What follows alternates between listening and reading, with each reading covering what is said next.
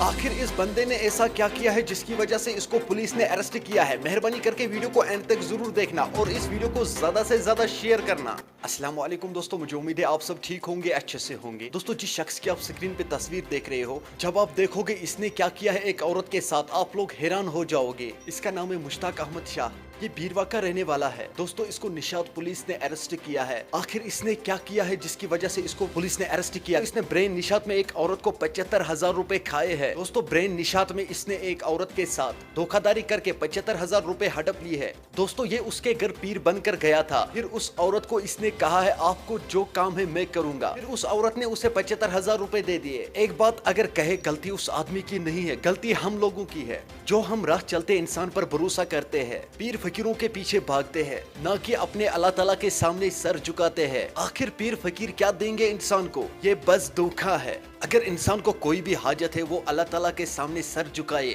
सब हाजत निकलते हैं। मगर हम लोगों को अल्लाह पे यकीन ही नहीं है, बस राह चलते लोगों पर यकीन करते हैं।